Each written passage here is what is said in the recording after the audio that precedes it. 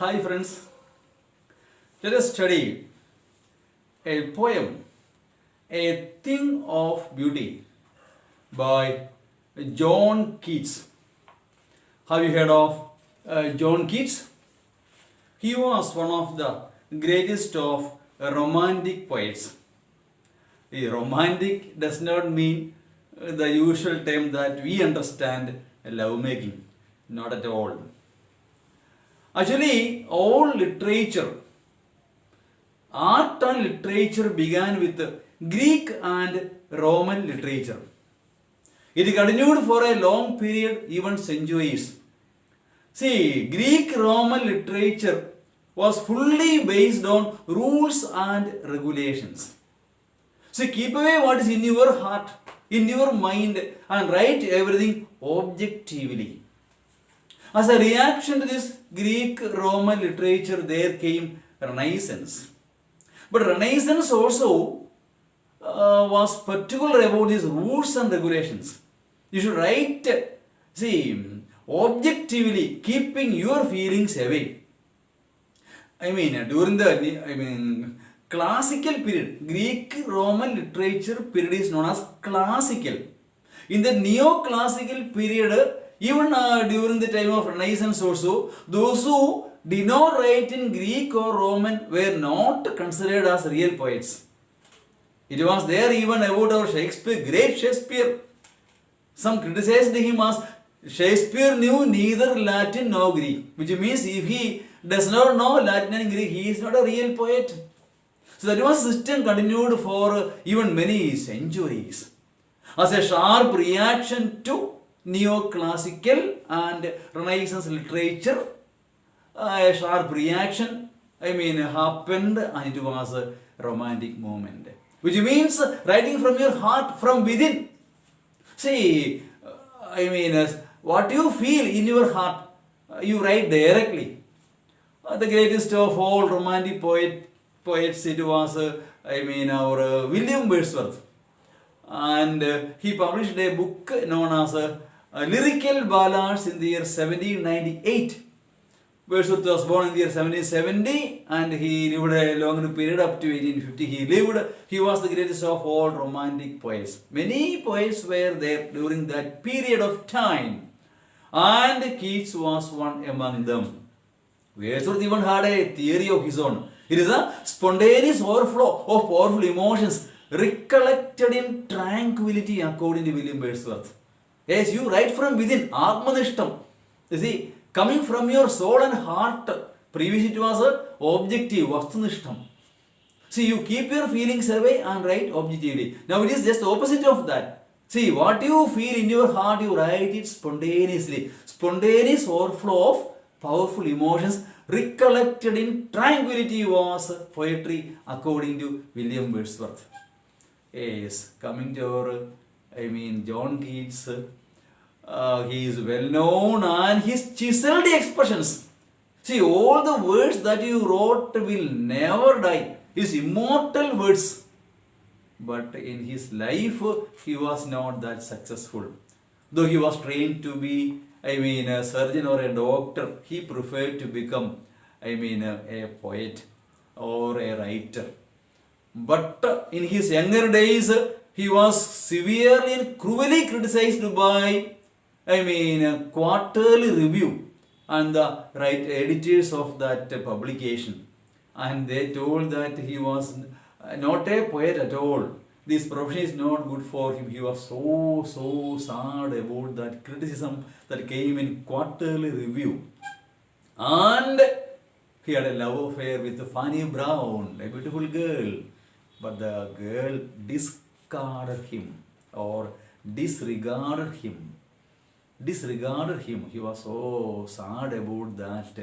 See, during his time, TB was an incurable disease, and his brother died of TB, incurable disease at that time.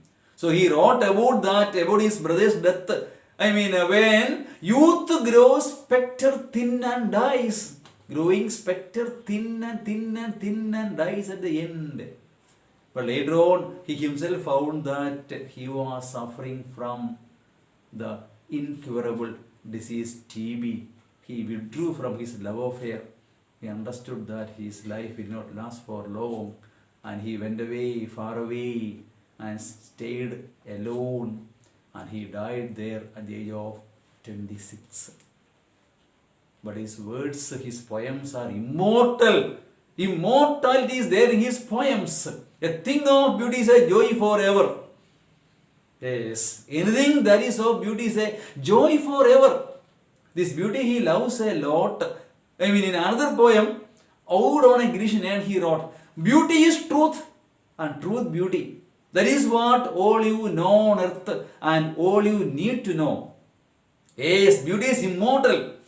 You see, truth is beauty and beauty is truth. Why? Beauty is truth. Actually, what is truth? Something that will never end. That is true forever and forever. You see, that is beauty. Beauty means all forms of art. All forms of art. Whether it is poetry, drama, story, whatever expression of art. Beauty, art means expression of beauty. Art means expression of beauty. It will last forever and forever. Think of Shakespeare. Even now people read Shakespeare dramas. Think of Wordsworth. Even now people read and enjoy the poems of Wordsworth. And many like that. Any form of art is immortal. There is beauty in it. So, beauty is truth which will never die. It will last forever and forever. And truth is beauty. There is beauty in the truth. Is it not so? Yes, that is all what you know on earth and all you need to know. He told in the poem, Ode on a Grecian End. Is it not so? So he was a lover of beauty. Yes, but his life, see, he wrote his own epitaph. Here lies a man whose life is writ in water. Before his death, he understood he was going to die. He wrote these words. Here lies a man whose life is written in water. Yes, he was short-lived, but his poems are immortal in a way. I say immortal. A lover of beauty, our John Keats. Actually, this, a thing of beauty is the beginning of a long poem, Endymion. Yes, it begins in this way. There is a myth behind the poem. It is based on a Greek legend in which Endymion, a beautiful young shepherd, yes, Endymion was a young shepherd and a poet also, who lived on Mount Latmos. He had a vision of Cynthia, the moon goddess. At that time, sun, moon, everything God. See, people create gods. What do they create? All the forces which are beyond their control, they want to appease or please by worshipping. That is how all the gods came. So you study history, there were gods in all times. Take an example, Egyptian history. Thousands and thousands of years before, they had a lot of gods. Take the example of Iliad and Odyssey. They had gods for everything. God of love, God of hate, God of this, God of that. People created those gods. We have our own gods, that's all. Whichever force we are unable to control, we want to appease them so that they won't do anything harm to us now. That is the real thing behind all worship, because out of fear in the heart of man that they create gods of their choice. Yes, here moon goddess. Okay, now Cynthia. Yes, the enchanted youth resolved to seek her out. He went in search of that moon goddess. And so wandered away through the forest and down under the sea. He went everywhere in search of moon gods. Even the Trojan War, is it not so? Yes, it was because of the beautiful girl, Helen. Is it not so? You know the story. Otherwise you find out the story, time to tell. So this beauty is something enticing from time immemorial. So our young boy, Endymion is in search of a moon goddess, a beautiful girl. Yes, read the poem. Let us come to the poem. A thing of beauty is a joy forever. Anything that's of beauty is a joy forever, not for one day. or one moment, forever and forever. Anything that is of beauty is a joy forever. Just imagine you come out from your house and you go to your office or your place of work or place of study. Suddenly you come meet with a good friend very good friend of yours. When she or he comes near to you, automatically your heart becomes blossomed and you feel the vibration in your body and you feel some excitement and enchantment you feel. Really you feel that the moment your eyes fall into her eyes and she looks into your eyes and she smiles, a sweet smile, and you can feel that smile coming into your body, that vibration you feel if you are really in love. Yes, anyone can feel that. If only you are in love. A man who is never in love, his life is meaningless, I would say. That is a beauty. Is it not so? That beauty of the smile comes into your heart. That vibration you can feel on your body too. That friend may pass by, that friendship may not last forever and forever, but that moment of realization, the moment of that beauty, it is immortal, that will live in your mind forever and forever. See, in a poem, Daffodil's Wordsworth said, I gazed and gazed, means forgetting myself, I gazed and little thought what wealth the show to me had brought. Seeing a group of daffodils, Wordsworth wrote, I gazed and gazed, but did not realize what wealth this show had brought to me in my life. The same way, this immortal feeling will be there in your life and thereafter too. That's what Keats says here. A thing of beauty is a joy forever. Anything that is of beauty, not only a girl or a boy, but beautiful things of this nature. In this world, several things are there. They are all beautiful. There's a joy forever and forever. His loveliness increases, never decreases. His beauty always increases, going up and up and up. It will never pass into nothingness. It will never become empty or nothingness. It will never pass into. But we will keep a bower quiet for us. Bower means a shelter, a place of safety. It's a haven. H-A-V-N not. H-A-V-N. A place of safety. Yes, a safe place for you. It will keep. A thing of beauty will keep reserve for you. A safe haven. A place of shelter. A place of safety. Yes. And sleep full of sweet dreams. There you can sleep full of sweet dreams, and health and quiet breathing. Yes, healthy and breathing quietly, you can take rest there. Is it not so? Yes, therefore on every morrow means tomorrow means every day. Therefore, that is why on every day we are wreathing a flowery band. We are making, is it not so? Building a flowery band, a band of flowers, a bouquet of flowers, we are wreathing. Yes, to bind us to the earth. That will bind us, connect us to the earth, by which we are connected to the earth. That is our connection with this whole world. This nature we are connected with that band of flowers, the thing of beauty.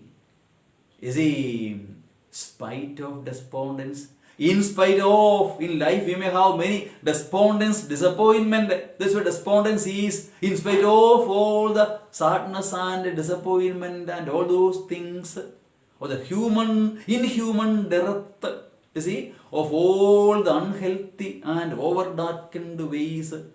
See, inhuman, you see, dearth means lack or deficiency. Yes, so sometimes we may not get, is it not so? That love and affection, friendship and all from your friends and neighbors. Inhuman, not human, inhuman. See, dearth of noble natures. Noble nature is lacking. Good behavior means others will, belittle you, look down upon you, they won't care you, they will discard you, disregard you, neglect you. Inhuman behavior. You see, is it not so? Lack of noble natures.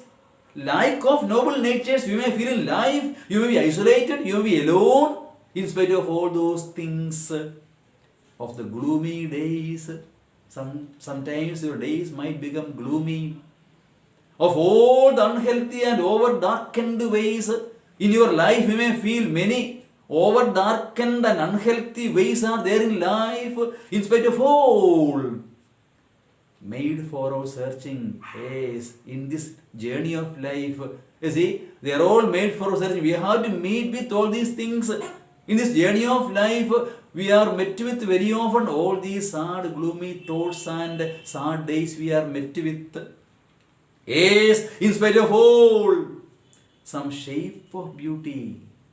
There is some shape of beauty. Something beautiful moves away. That will come to moves away the pall. Pall actually means shroud, used to cover the dead body. Here it means the cover, the shade, the shadow. To remove the shadow from where? From our dark spirit, our dark spirits. This thing of beauty, beautiful things that you feel in this life will come and remove all sadness from our mind and heart. Say, we may be disappointed, despaired by the lack of noble natures. Many will misbehave to you. They may belittle you, scold you, harass you, insult you. And you may have to feel all these things in life. In spite of all, there will come some shape of beauty. These beautiful things of life, yes, will give you some energy, will give you some consolation, comfort. Is it not so? That will remove all the shadow of sadness from your mind and heart. Yes, the sadness will go and you will feel happy. The thing of beauty will come to comfort you. It will be a solace for you, and that will remove the pall, the shadow from your mind and heart. Such as, what are the things that will come and remove or move away all the disappointment from your heart? Such as the sun, the moon. Yes, beautiful things of this world. Look at the sun, how beautiful it is. The moon, you look at how beautiful it is. Trees, old and young. Thing of beauty, they are all beautiful trees. Sprouting a shady boon, giving, here it is not coming out, but giving a shady, is a boon of shade, a gift of shade, a blessing of shade. Trees will give us shade, not only us, for the birds, animals, they will give us shade. A gift, of shade, a shady boon for simple sheep, especially they give us shade for simple sheep to sleep. They will come and sleep under the trees. Is a gift, is a blessing. A boon is a blessing or a gift for the sheep that they get from trees. Trees give them a blessing or a gift by giving them shade for simple sheep. And such are the daffodils I mentioned once. The beautiful flowers, daffodils. How beautiful a daffodil flower is, as well as the daffodil plant. Yes. Have you read the poem Daffodils? I wandered lonely as a cloud. I wandered lonely as a cloud that floats on high over vales and hills, when all at once I saw a host, a crowd, a host of golden daffodils, fluttering and dancing in the breeze. Fluttering and dancing in the breeze. They are dancing in the breeze. Yes. A poet could not but be gay in such a jocund company. I gazed and gazed, but little thought what wealth to me had brought. Daffodils, a thing of beauty. Anything that is of beauty is a joy forever and forever, according to the poet. It is true for every one of us. With this green world they live in, daffodils, they live in the green world. And clear rills, streams, brook. There is a poem, Brook by Alfred Lord Tennyson. Read it if it is possible. Wonderful poem that is. The brook, the rills, clear rills, that for themselves a cooling covert make. They make a cooling covert. Yes, covert means a shelter, hidden shelter. These streams and brooks and all those things will make a cooling shelter, shelter of cooling. Yes, against the hot season. They will make a shelter of cool atmosphere against the hot season. There are all things of beauty. The song of the river, the song of the brook, You see, its beauty is immortal. Yes. The mid-forest break. See, forest break means thick with plants and ferns. FER and ferns. See, thickly growing plants. That is all. Okay. Rich with the sprinkling of fair musk rose blooms. Yes, musk rose blooms means bushes full of musk roses. You see, full of plants and beautiful plants and trees, etc. Bushes. Such too is the grandeur of the doomsday. You see, we have imagined for the mighty dead. Such is a grandeur, splendor, is greatness. Such a great thing, such greatness is there. Such a greatness is there for all the mighty dead. You see? Yes. See, we have imagined for the mighty dead. For that, grandeur of the dooms. The doomsday. Of course, English literature has a Christian background. Bible it is said that one day God will come to separate good people from bad people, and all the soul will rise from the dead, and they would come on the day of doom. Doomsday, the day of final judgment. God will come on the sky and call all the souls to give them gift for good living and punishment for bad living. Doomsday, we have imagined the mighty deeds for that day. They are that kind of stories also are of things of beauty. Stories will give our mind, pleasant feeling. Is it not so? Yes, it will really make our mind and heart full of happiness. Such is, such too is the grandeur of the dooms, is splendor or, glory of the dooms, of the doomsday, we have imagined for the mighty dead. So all the, mighty people who are dead, how they would be on the doomsday. That means stories we have imagined in our mind and heart. They are also things of beauty. It will give us happiness in our mind and heart. All lovely tales that you have heard or read. All the lovely tale me story. All the stories we have heard and read also. Is it not so? Heard melodies are sweet, but those unheard are sweeter. He himself says in another poem. Is it not so? Heard melodies are sweet, but those unheard are sweeter. Yes. All the beautiful tales and stories we have imagined or heard or read, an endless fountain. They are all endless, everlasting fountain of immortal drink. We can drink that immortal, food, something like amruta. Is it not so? Yes, immortal drink we can drink from them. There is some immortal drink in all the stories we have heard or read. Yes, pouring unto us from heaven's brink. Brink is actually edge. You see, the glass is filled up to the brink. Means of the top edge, from there it is overflowing. So from the heavens brink, means overflowing from heaven, we get that immortal drink from all the stories we have heard or read.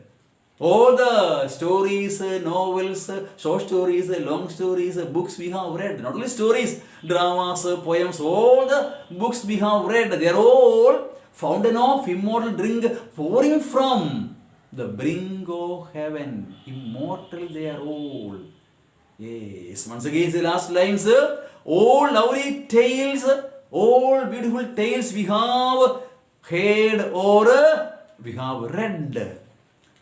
An endless fountain. They are all endless, everlasting fountain of immortal drink. We can drink that immortal drink from that stories and books that we have read or we are reading or we read. Pouring unto us. It is being poured unto us. From where? Heaven's brink. Overflowing from the brink of heaven. I see, we can read them. From the overflowing from heaven. That immortal drink we can take from the books that we read. These are all things of beauty that will live forever and forever. What will do? It's a joy forever. All these things are things of beauty. They are all a joy forever and forever. ever and forever. They're all immortal, which will never die. That is why he said, beauty is truth and truth is beauty. That is what you know on earth and all you need to know. That is what John Keats is. I hope the poem is clear to you. Thank you for watching this video. Thank you.